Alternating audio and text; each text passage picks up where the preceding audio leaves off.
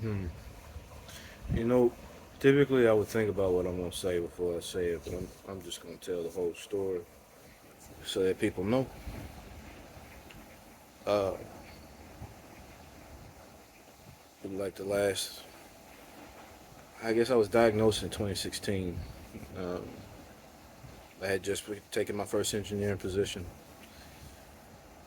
and I had had the disease before that. Um, and it was kind of brutal up to that point, but I was so focused on getting through school and getting out of poverty, uh, trying to build a name for myself. I was so into my dream that like I neglected those health issues as they stacked up one after one after one.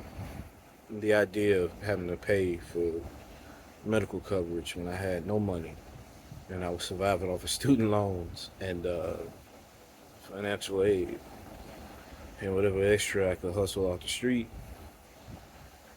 turned me away from the true enemy in my life. The thing that, as far as I'm concerned, almost killed me. It may very well before my time is done. I have stage three hidradenitis. I'm sorry, suppurativa is a vicious disease, and what makes it stage three is that I'm treatment resistant. So the disease gets to run rampant, despite what medications they give. I'm constantly on antibiotics, constantly. That will never change, probably. I don't know. Maybe new treatment comes out that changes things. My story is very simple. Uh, spent 6 years trying to become an engineer, trying to get a degree in engineering technology, focused in controls and automation. It's just robotics, PLC programming, which I'm pretty okay at this point. I did CAD work, all kinds of crazy shit. All right, that's what I focused on. That's what I studied. And I wasn't like the greatest student, but I loved what I studied. 6 years I spent. 6 years of grinding, learning how to learn, studying. You understand? Beating up on myself because I hadn't received the success and the timely manner that I thought I should. I spent 3 years before that off and on, in and out of school, trying to figure out what path to take before I figured out I should go where my talents truly lie, where I find the most joy. And that's what messing with electrical shit, right? Messing with robots and building stuff and CAD and that kind of thing. All of that's gone now. All of that's down the drain. The last 4 years of my life have been the hardest thing I've ever experienced. Uh, I truly believe that the only true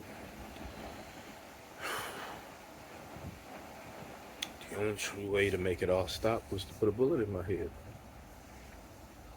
And I remember sitting in my bed, and my dad's gun was on the refrigerator.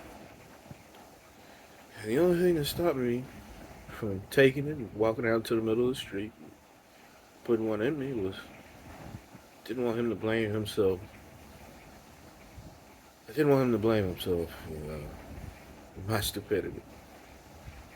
To look back and be like, why did I leave that up there? And that's when I started planning it out. And as time went on, I continued that plan. I had made a promise to my mother. When shit really started to get rough, when it started to cost me my livelihood, that I wouldn't give up.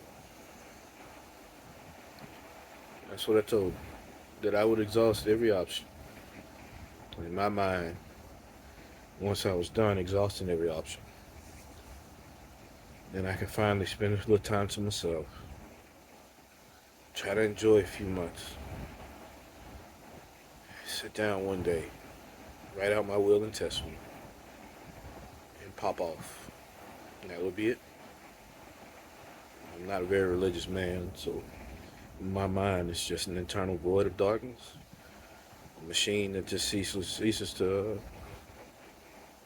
work anymore, right? An end to existence. Because maybe that's what peace is.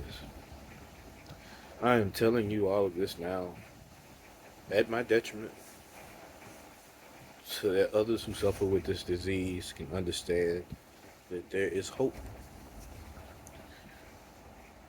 There's real hope. And it's enough for me to live through it again if I have to. There's a treatment, Remicade, and it might not work for everyone. And maybe some of you have tried it and it didn't work out for you. But it saved me. And it may not, I don't know, maybe I developed a resistance to it. Maybe for whatever reason I miss a treatment and then I'm back in the same situation. But for a moment I got to experience life normal again. Right? Like I spent years walking on a cane and every day in pain while my flesh warped, wounds opened, I bled from my scrotum, my ass cheeks, my groin, my armpits, my neck. I still have those scars. They will never go away. My armpits are so scarred up. If I take off my shirt and you saw the extent of the damage, I remember I did that. My father broke down in tears. He broke down in tears, man. I'd never seen him do that. And I knew I was fucked. I knew I was fucked. I come from a family of warriors. Strong men who, intelligent men who can weather the storm. My father is that. My hero. He saw that and he wept. Anyway, that's beside the point. I want to tell you what my dad told me when I was at my lowest. He said, you can't give up because you don't know what treatments are available out there. My friend Dan said the same shit. We argued. I just wanted them to understand why I was doing it. I didn't want them to hate me or hold me in contempt because I made that choice. The choice that I thought would bring me peace and absolution from the pain. And when I say pain, I mean the kind that keeps you up for days. It's unending. Being so weak that you can't make it down through the house. Right? I couldn't walk through the house. I had so much infection. I had terrible anemia.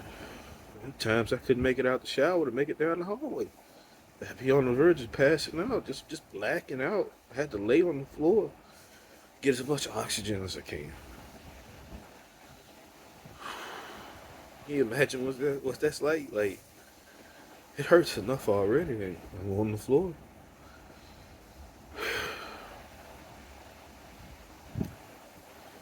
I've been through a lot. I worked hard to get out of poverty to come right back into it, through no fault of my own. And I learned some things. Life's worth living, man. That you should not give up. There's a doctor in Miami who specializes in this shit. I cannot remember this man's name to save my life. It kills me. But he does surgeries that no one else will do. And honestly, I think that's growing because one of the nurses I work with, I think worked with the man. Uh, One of my dermatologist nurses. And man, those people were knowledgeable on it. I've been through several dermatologists. And I can tell you what real incompetence looks like. They are not all built the same. So if you're going through this, and you're not getting solutions from one, doesn't mean that you drop them. Give those people grace. It's a lot that they take on. Some of them aren't for you. For some of them, it's just a job. Some of them care deeply, but they just don't have the knowledge or the experience with it, you know? So it's on you to continue to find as many as you can until you find answers. You don't give up, you don't relent, you just keep pushing. So I kept my word to my mother. I did not give up. I kept pushing. I sought out every treatment. Just in my mind, only then can I make that choice. When I kept my word, only then can I make the choice to finish everything out. Put a bullet in my brain.